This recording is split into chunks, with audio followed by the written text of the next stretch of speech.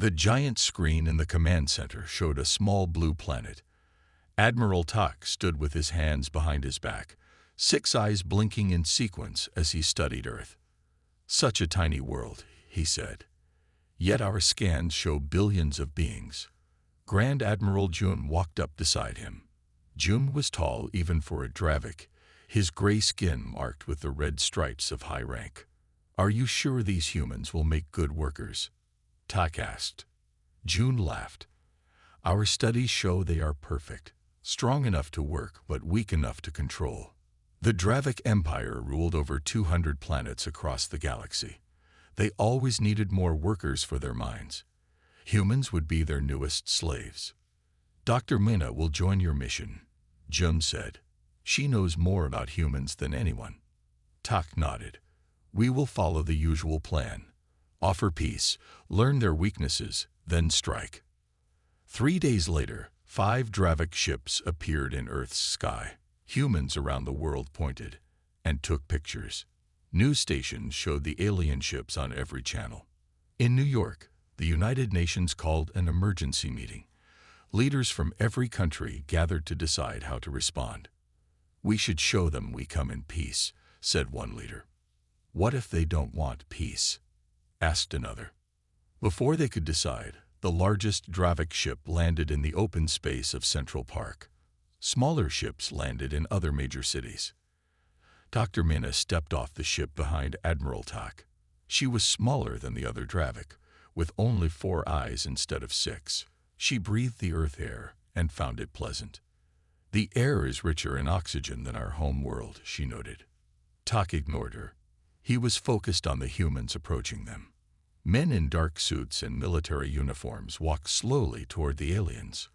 "Welcome to Earth," said a man who introduced himself as the Secretary General of the United Nations. "We come in peace and friendship." Tak bowed slightly. "The Dravik Empire greets you. We also seek peace." Dr. Minna watched the humans carefully. She had studied them for years through distant scans. Now she could see them up close.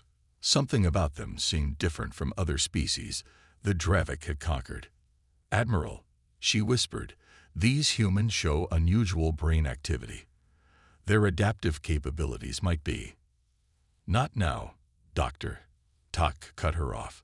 The humans took the Dravik delegation to the United Nations building. While they talked, small devices hidden in the Dravik clothing recorded everything about Earth's defenses. That night, Dr. Minna reviewed her findings alone in her quarters on the ship. "Fascinating," she said to herself. "These humans adapt faster than any species we've encountered. Their bodies show signs of surviving multiple environmental changes." She prepared a report for the Dravik Council with a warning.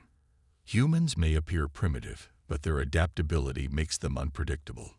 Standard conquest protocols may not be effective." When she submitted her report, Grand Admiral Jun dismissed it without reading beyond the first page. "Just another primitive world," he told his officers. "We've conquered hundreds like it." 1 week later, the Dravik ships prepared to leave Earth. Admiral Tak shook hands with world leaders in a ceremony broadcast globally. "We look forward to a long friendship between our peoples," Tak said. The humans believed they had made new friends from the stars. They didn't know that the Dravik ships were already transmitting Earth's weaknesses back to their fleet. Dr. Minna watched the humans waving as they departed. Unlike her fellow Dravik, she felt uneasy. "I hope the Council reads my full report," she said to herself. "There's something about these humans that doesn't fit our usual patterns." As Earth grew smaller in their view screens, Admiral Tak was already planning the invasion that would begin in 6 months. The humans had no idea what was coming. 6 months passed. On Earth, people went about their daily lives. Many looked up at the night sky, wondering when their new alien friends would return. They didn't have to wait much longer. At dawn on a quiet Tuesday, the sky filled with ships. Not 5 ships like before, but thousands. They appeared suddenly, breaking through the clouds over every major city on Earth. Commander Sung stood on the bridge of his warship above New York City. He smiled as he gave the order. "Begin the attack. No warnings." Red beams shot down from the ships. Buildings exploded. Cars melted. The streets filled with panic and screaming. "Sir," said an officer, "the humans are trying to communicate." "Ignore them," Sung replied. "Follow the plan." All across Earth, the same scene played out. London, Tokyo, Moscow, Beijing, Rio de Janeiro. The Dravik attack was perfectly coordinated. In the Pentagon, Colonel Hyun tried to organize a defense. Alarms blared around him. Officers shouted into phones and radios. "Get our fighters in the air," he ordered. All missile systems online. But Earth's weapons were no match for Dravik technology. Fighter jets exploded before they could fire a single shot. Missiles disappeared in flashes of light, destroyed by Dravik defense systems. "Sir," an aide said, her face pale, "they're landing troops in all major cities." Hyun looked at the disaster unfolding on the screens around him. In just 2 hours, half of Earth's military was destroyed. "We need to fall back," he said. "Get as many people as possible to the mountain bases." Dr. Minna watched the invasion from orbit. She felt sick as the death count rose into the millions. "This is wrong," she said to herself. "We could have made a peaceful agreement." Her console beeped. It showed a small group of humans, scientists, it appeared, trying to escape from a research facility. Dravik soldiers were closing in on them. Dr. Minna hesitated for only a second. Then she changed the patrol routes on her screen, directing the soldiers away from the humans. The scientists escaped into the nearby woods, carrying what looked like important data drives. "No one will notice one small group," she told herself. 3 days later, Earth was defeated. Billions were dead. Millions more were being loaded onto huge transport ships, destined for mining colonies across the Dravik Empire. Grand Admiral Jun addressed the Dravik Council via hologram. "Earth has fallen exactly as planned," he said proudly. "The humans had no defense against our technology. We estimate over 4 billion dead, with 2 billion captured for labor." "And resistance?" asked a council member. "Minimal and disorganized," Jun replied. "A few military units escaped into remote areas, but they pose no threat. We've established orbital control stations around the planet." "Excellent," said the head of council. "Begin resource extraction immediately." Deep in a mountain base, Colonel Hyun looked at the survivors gathered around him. 200 soldiers, 100 civilians. It wasn't much of a resistance. "The Dravik think they've won," he told them. "They think we're beaten." A young soldier raised her hand. "Sir, they have destroyed almost everything. What can we possibly do against them?" Hyun pointed to a scientist who had arrived the day before. "Dr. Park here escaped from a research facility with data on Dravik ship systems. It's not much, but it's a start." The scientist opened her laptop and showed them schematics of Dravik ships. "Every technology has weaknesses," Hyun continued. "We'll find theirs. We'll adapt. We'll survive. And one day, we'll take back our planet. Around the world, in caves, forests, and hidden bunkers, similar scenes played out. Small groups of humans refusing to give up hope." On his flagship, Admiral Tak received a report about scattered human resistance groups. "Should we hunt them down?" asked an officer. Tak waved dismissively. "Don't waste resources. They'll die on their own or come out of hiding when they get hungry." He didn't know that these small groups would one day be his empire's downfall. 5 years had passed since the day the Dravik attacked Earth. The once blue planet now looked gray from space, its surface scarred by mining operations. On Dravik 7, a mining colony 20 light-years from Earth, Captain G worked in the dark. He looked like any other human slave. Thin, dirty, with the gray uniform all workers wore. But he was different. G tapped a hidden device under his shirt. It sent a coded message to other humans in the mine. "Section B, ready," came a quiet reply. "Section C, ready. Section D, ready." Jai nodded to himself. "Begin tonight. Targets as planned. Later that night, as the 3 moons of Dravik 7 rose in the sky, 4 explosions rocked the mine's power station. Alarms wailed. Dravik guards ran toward the flames. But Captain G and his team were already at the communications center. They locked the doors and began transmitting. "This is Resistance Cell 17. We have control of comms on Dravik 7. Sending data packet now." The data contained work schedules, guard rotations, and maps, vital information for planning more attacks. Back on Earth, Colonel Hyun, now called General Hyun by the Resistance, received the transmission. 5 years of hiding had changed him. His hair was white now, and a scar ran across his face. "Another successful breach," said his communications officer. "That's the 3rd mine this month." Hyun smiled. G's team is doing good work. The Resistance base was hidden deep under a mountain. What had started with 200 people had grown to nearly 2,000. They had workshops, training areas, and even a small hospital. "Show me the latest on the SHIELD project," Hyun said. A young scientist led him to a lab where a small device sat on a table. When activated, it created a blue bubble of energy. "It works?" Hyun asked, amazed. "Yes, sir. We reversed engineered it from Dravik technology. It can stop their standard weapons." Hyun touched the shield with his hand. It felt warm. "How many can we make?" "With our current materials, maybe 50. Start production immediately." On a Dravik warship, Admiral Tak read reports with growing concern. "Another accident at a mining facility?" he asked. "That's the 7th this month." His aide nodded. "Yes, sir. Equipment failures, power outages, even a few small explosions." "These are not accidents," Tak said. "This is sabotage." He prepared a message for Grand Admiral June, warning of a possible human resistance network. The reply came back quickly. "These are isolated incidents. Humans are too primitive to organize across multiple systems. Focus on meeting mining quotas." Tak closed the message, unsatisfied. He knew something was happening, even if his superiors refused to see it. In her private lab, Dr. Minna worked in secret. Over the years, she had been sending information to human resistance cells, small bits of data that wouldn't be noticed missing.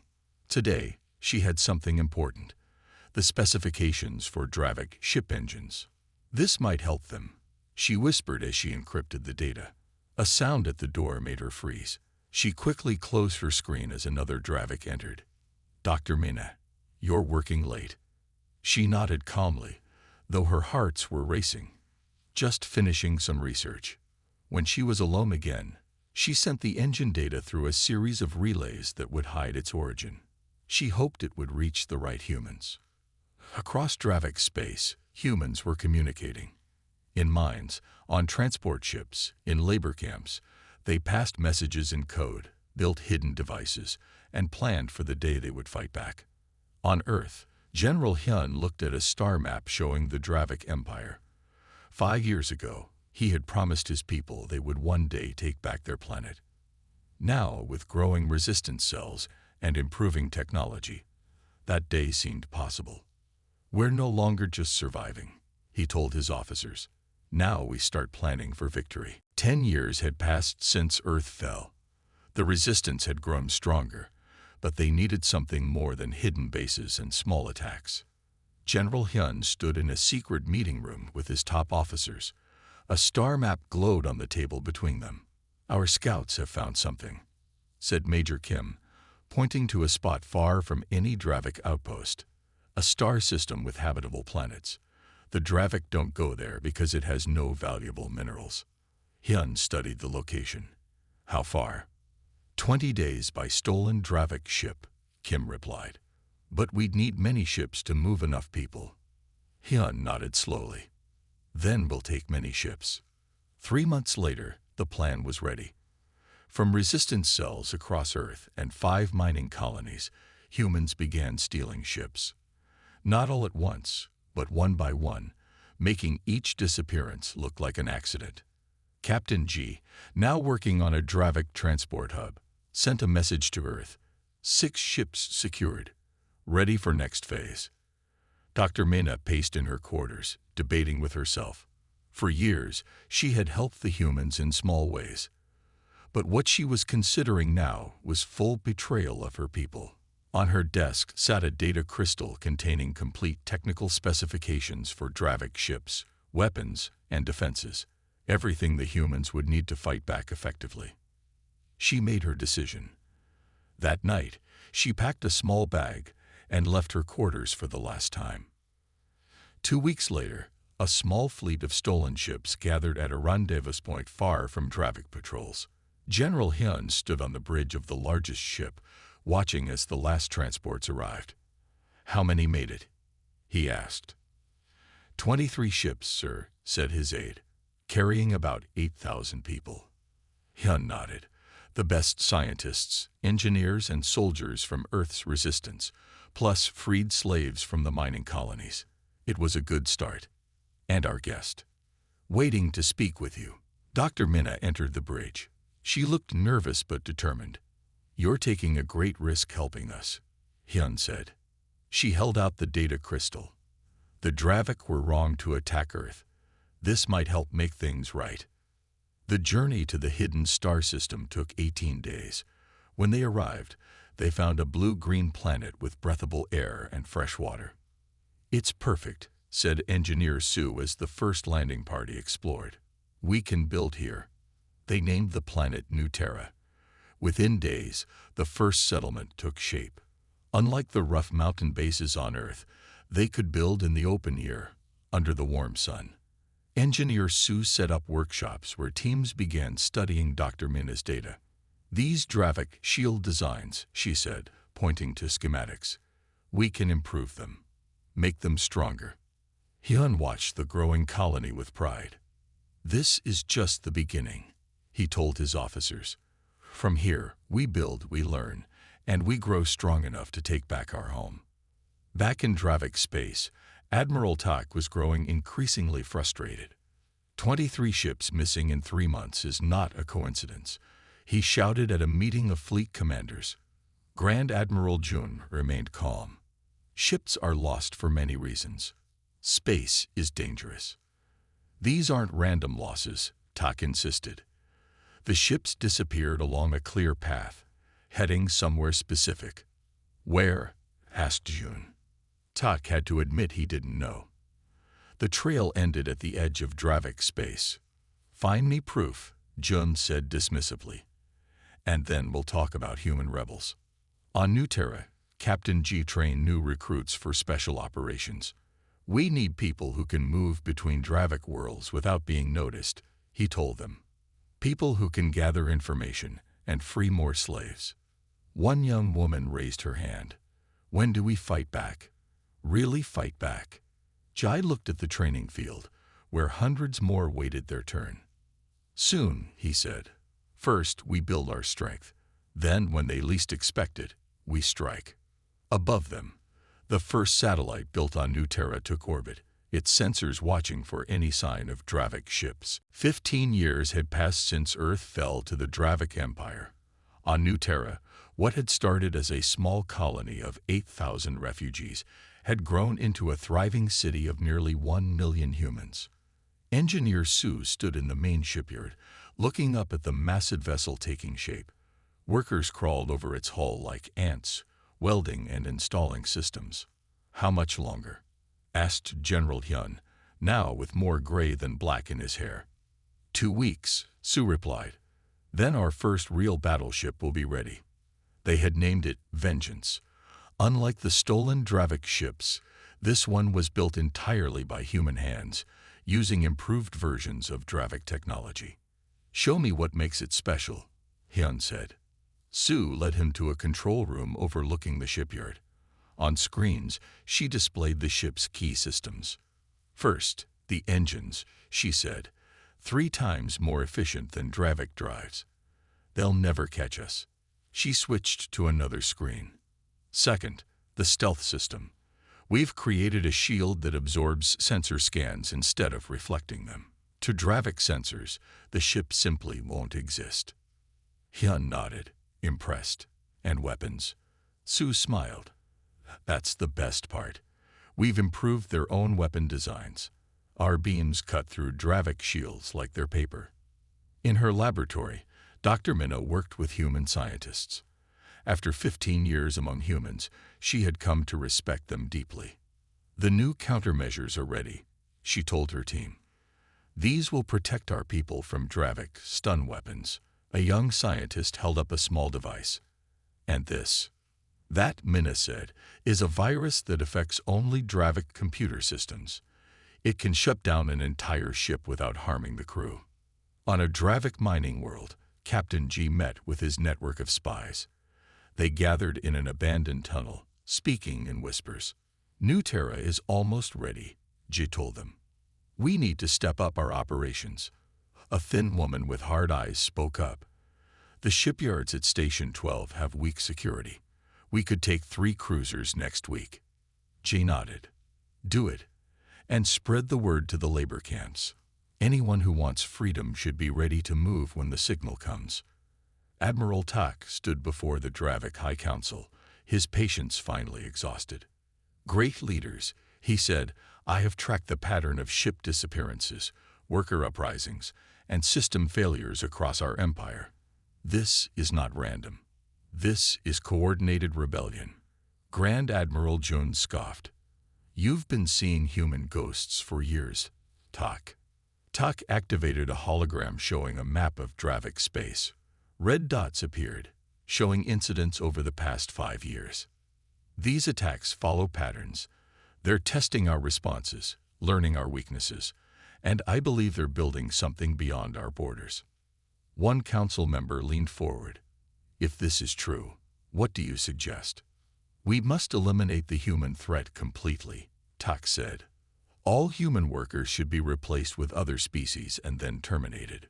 After debate, the council agreed. Grand Admiral Jun announced the decision.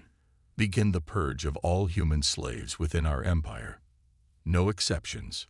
Back on New Terra, Admiral Juan, newly promoted to lead the human fleet, received urgent news from their spy network. The Dravik are planning to kill all human slaves, he told General Hyun. Han's face hardened. How long do we have? Days, maybe weeks, Juan replied. Our fleet isn't fully ready yet. Hyun walked to the window, looking out at the shipyards where 20 warships were under construction. Only 3 were complete. Then we work faster, he said. And we move up our timetable. Captain G's network needs to start getting people out now. Admiral Juan nodded. I'll prepare the ships we have. As they spoke, the Vengeance rose from its dock, its engines glowing blue against the night sky. The first true human battleship was ready for war. Across New Terra, sirens began to sound, calling all citizens to prepare. The time for hiding was over. 20 years had passed since Earth fell. On New Terra, the human population had grown to over 10 million. Many were rescued slaves, brought from Dravik mining worlds in daring raids. Admiral Juan stood on the bridge of the Vengeance, looking out at the fleet gathered before him. 120 ships of various sizes, all built or modified by human hands. All strike groups report ready, Admiral, said his second-in-command. Juan nodded. Begin Operation Trojan. Across Dravik space, strange events began to happen. Damaged ships appeared near outposts, drifting and sending distress signals. When Dravik crews boarded these ships to investigate, they found empty vessels with failing systems. What they didn't find were the hidden compartments where human strike teams waited. At Outpost 17, Commander Dole of the Dravik Defense Force received a report of another derelict ship. This is the 3rd this month, he said.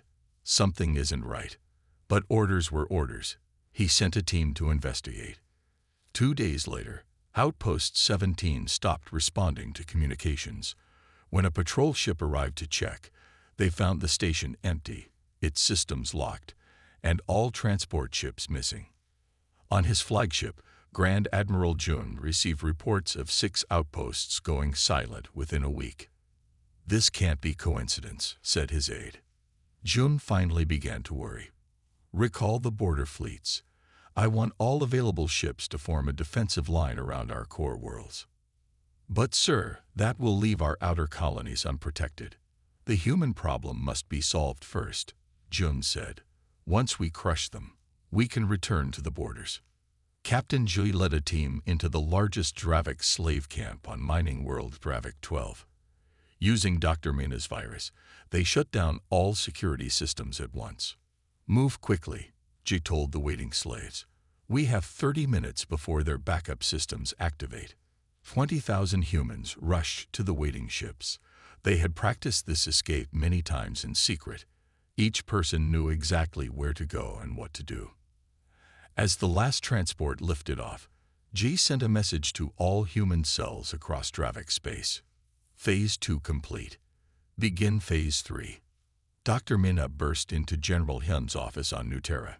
They're planning to use toxic gas on the remaining slave camps, she said, her 4 eyes wide with alarm. My contact in Dravik High Command just sent the warning.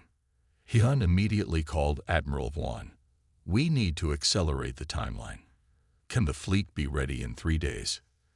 2 strike groups are already in position, Hwan replied. The rest can be ready in 4 days. Make it 3, said Hyun. They're going to gas the camps. In Dravik High Command, Admiral Tak reviewed the growing list of missing outposts and ships. The pattern is clear now, he told his officers. They're creating a corridor through our territory, from the outer rim toward the core worlds. One officer asked, but where did they get so many ships? Where are they hiding? Tak had no answer. 20 years of dismissing the human threat had left them blind to what was happening. A messenger rushed in. Sir, Nexus 3 shipyard reports unusual sensor readings on their outer perimeter. Tak felt cold fear for the first time in his long career. Nexus 3 was their largest shipyard, where half of the Dravik fleet was built. Send every available ship to Nexus 3, he ordered. Now. On the Bridge of Vengeance, Admiral Hwan gave the order that humans had waited 20 years to hear. All ships, disengage stealth systems. Weapons hot. Begin the attack.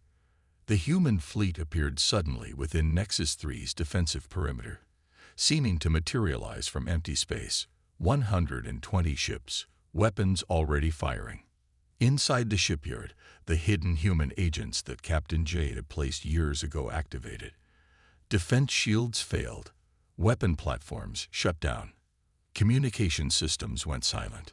The largest Dravik shipyard never had a chance to call for help. As the battle began, Hwan sent a simple message to New Terra.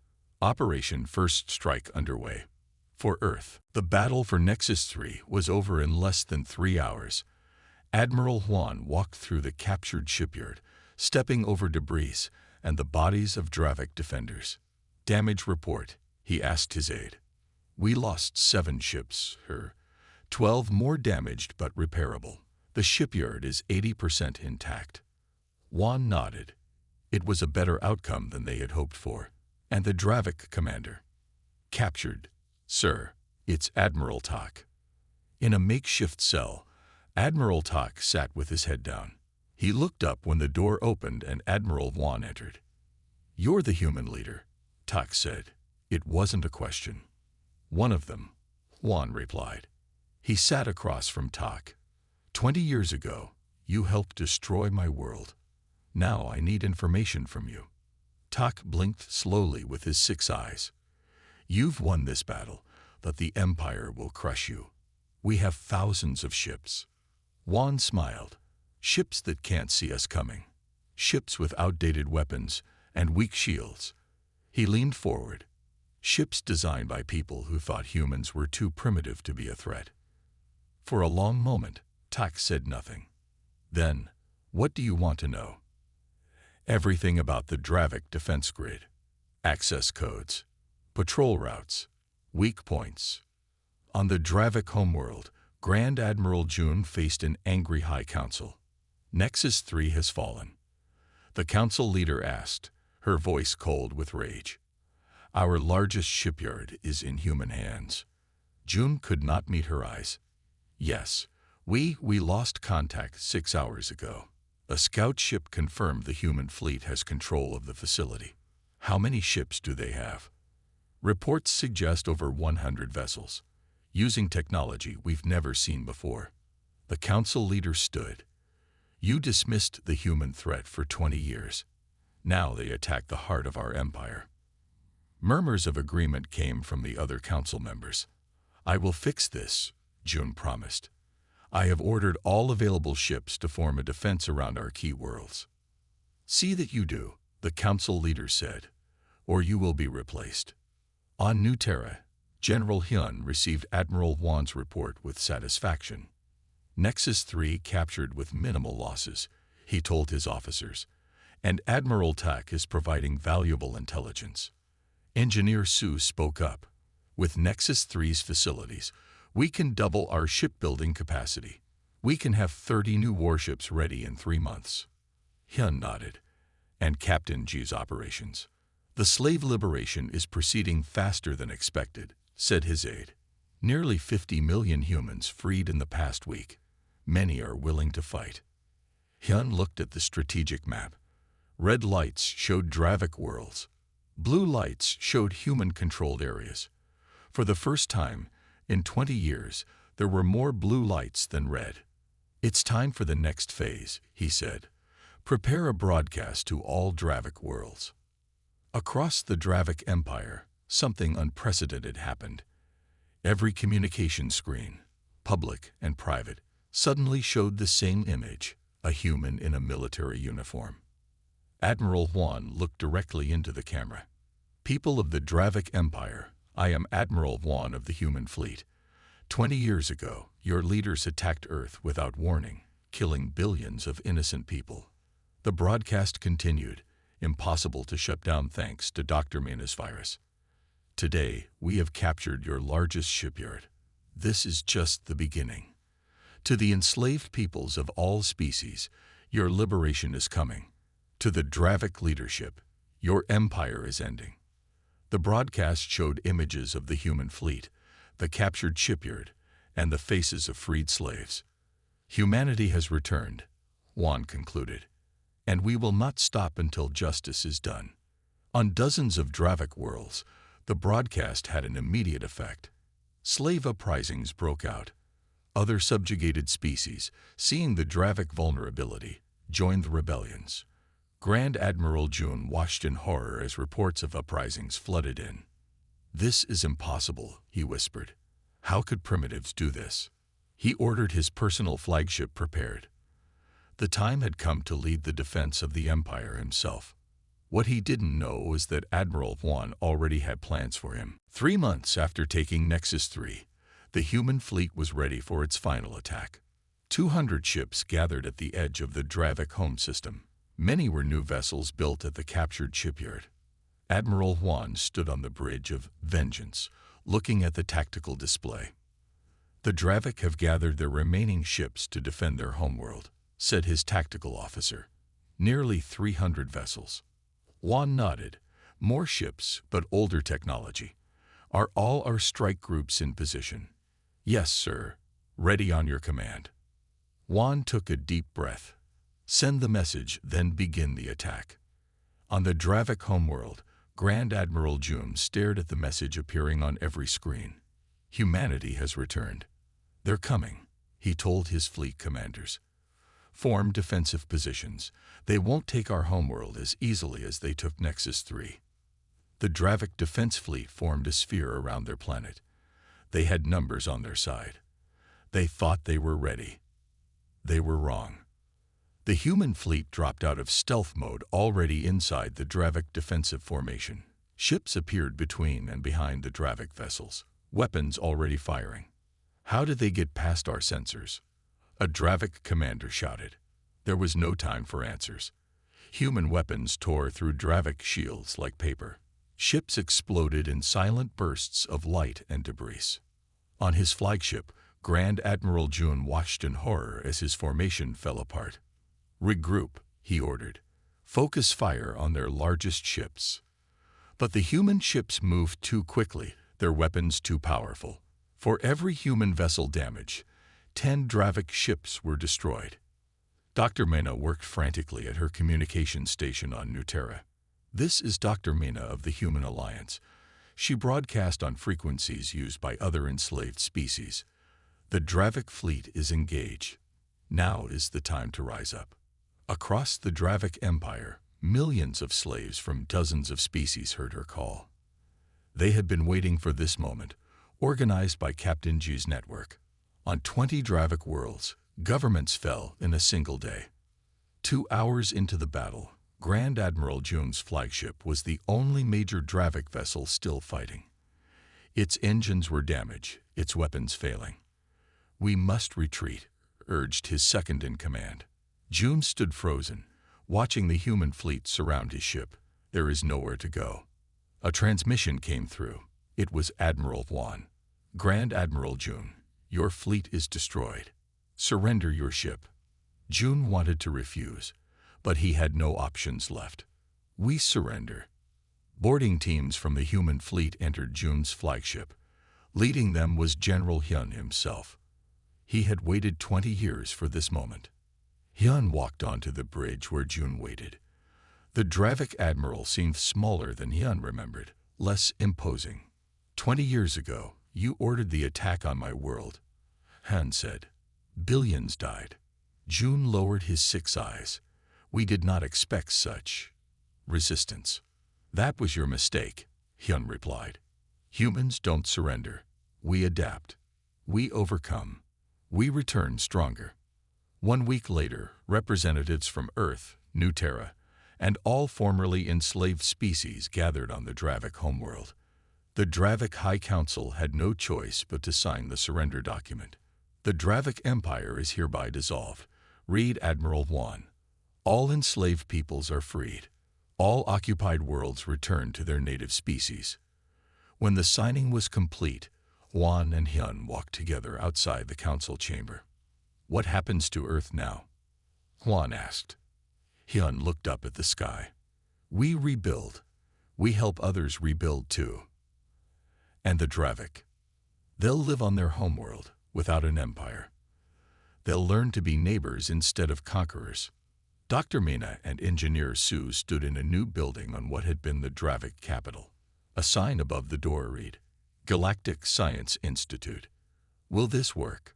Sue asked. "Different species working together." Mena nodded. "It must. Knowledge should unite us, not divide us." Students from a dozen species were already entering the building. Former enemies now studying side by side. Back on Earth, the long work of rebuilding had begun. The planet still bore the scars of Dravik mining, but the air was clearer now, the waters beginning to heal.